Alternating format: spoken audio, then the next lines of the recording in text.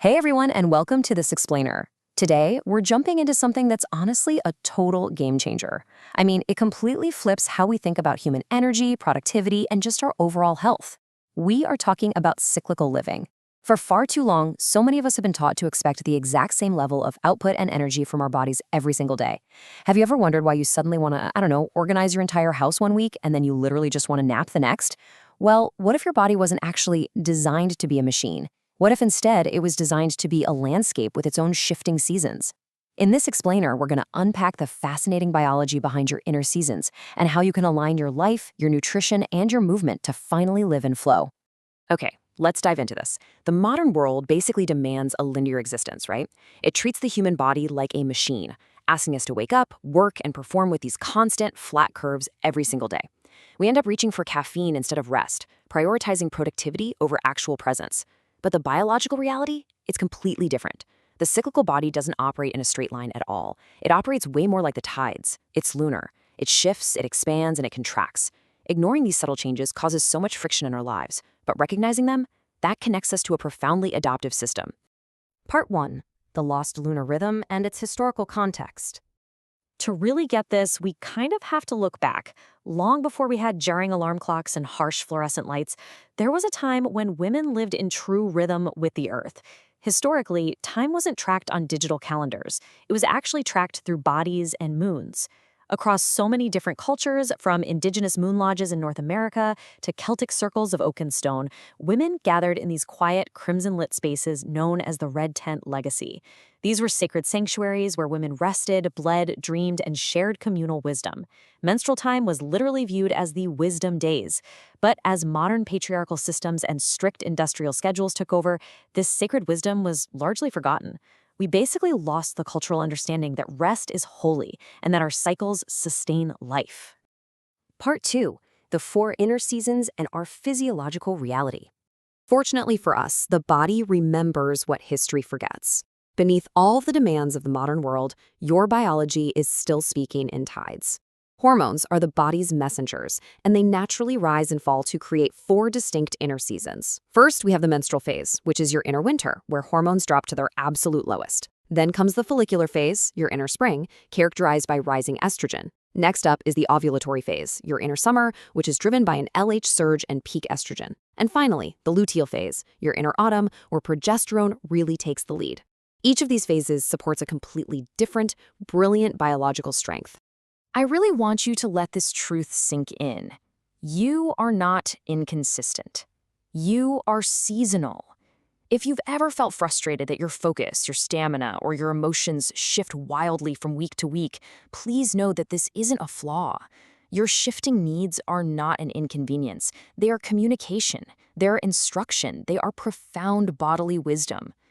Part 3, Winter and Spring, the first half of the cycle. Let's start breaking down these seasons right on day 1 of the bleed, so you can actually start using this wisdom. We begin with inner winter, or the menstrual phase. This typically falls on cycle days 1 through 5. Biologically speaking, your estrogen and progesterone are at their absolute lowest point here. Your body is undergoing a massive biochemical release, shedding the uterine lining, rebuilding iron stores, and recalibrating the whole reproductive system. Because you've got higher inflammation and reduced power output, this is your season for deep rest, turning inward, and true renewal. So how do we actually support the body here? For movement, shift gears entirely to restorative yoga or short, slow walks. Your muscle power is literally reduced right now, so pushing hard will only deplete you. Introduce warmth, like a short 10 to 15 minute sauna session, or even just a warm compress on the belly. Nourish yourself with warm soups, grounding root vegetables, and iron-rich greens like nettle to rebuild exactly what you're shedding. And for body care, magnesium or Epsom baths are incredibly soothing. Remember, resting during inner winter is a biological necessity. It is not an indulgence.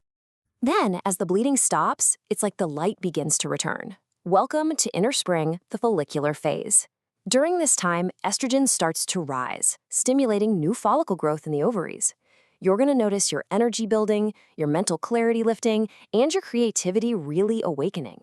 Just like the actual season of spring, this is the perfect biological window to plan, explore, and plant new intentions. Now, what's really interesting about this is how your lifestyle can leverage this rising energy. Because your metabolism is highly responsive right now, it is a fantastic time for Pilates, strength training, and morning stretches out in the sunlight. You can start introducing cold exposure too, like contrast showers, moving from warm to cool to waken dopamine and sharpen your vitality. To support digestion as your hormones rise, focus heavily on fermented foods and diverse plant fibers. And dry brushing, it's absolutely amazing here to gently activate your lymph nodes as your energy expands outward. Part 4, Summer and Autumn, the second half of the cycle.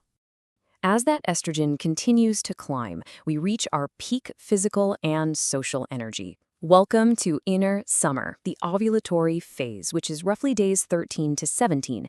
This is the main event of the reproductive cycle, guys. An egg is released thanks to a surge in luteinizing hormone, or LH, while estrogen hits its absolute peak. You even get a little bump in testosterone. The result?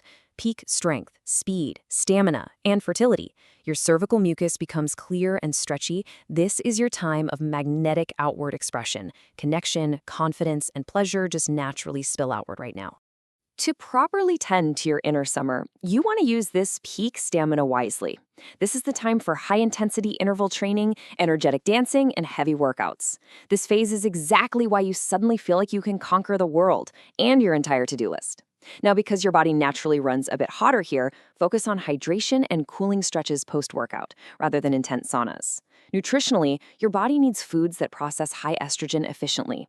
Broad plant fibers and probiotic-rich foods will really help reduce bloating and breast tenderness later on. For body care, abdominal massage or gua sha helps maintain this incredible outward flow. But summer doesn't last forever, and honestly, it isn't meant to. As we shift out of ovulation, the energy begins to change. As the source material beautifully reminds us, you do not need to push, you are allowed to melt. This is such a crucial transition to honor. We now gently enter inner autumn, the luteal phase, spanning roughly cycle days 17 to 28. The hormonal landscape completely shifts here. Progesterone takes the lead, and progesterone is known as a calming and grounding hormone. It actually raises your basal body temperature and slows things down. Your energy naturally turns inward for discernment and task completion.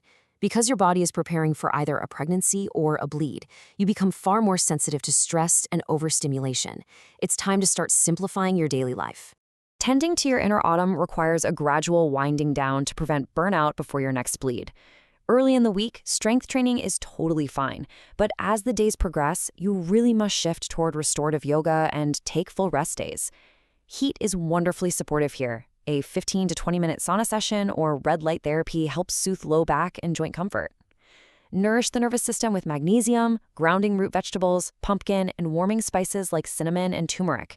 And for body care, a warm sesame oil massage before bed works absolute wonders for easing those feelings of stagnation. Part 5. Tending to the body and the physiology of flow. When we step back and look at these 4 phases together, we start to see the overarching physiology of flow. This isn't just a collection of random tips. It's a deeply holistic approach to how your body is actually designed to function. We must make one thing absolutely clear. Cycle syncing is not a trend. It is physiology. It is a return to how the female body was always designed to thrive. This precise communication loop between the brain, ovaries, and adrenal glands isn't something you need to manipulate or force. When we observe these changes, listen instead of overriding them, and nourish the loop, balance comes with so much more ease. Awareness itself is medicine. Part 6. Living in flow and applying the rhythm. And this brilliantly illustrates how we pull all this together. So how do we take this ancient lunar rhythm, these profound physiological truths, and actually apply them into a cohesive, empowering lifestyle? Well, the insights from this explainer are drawn directly from a fantastic resource, Living in Flow by Joyful Healing. If you want to dive deeper into tracking your own inner seasons, optimizing your nutrition, and charting your daily energy, this book acts as a living practice and a cycle planner companion. It's available as an ebook or a printed publication, and it's an incredible way to start designing your life in true harmony with your body. I want to leave you with this final provocative thought. What if your body simply isn't meant to feel the exact same every single day? What if every rise needs a fall and every stillness holds renewal? The next time you feel your energy shifting, will you fight it? Or will you finally give yourself permission to be seasonal? Thank you so much for joining me on this explainer. Start honoring your flow and just see how much vitality you can reclaim.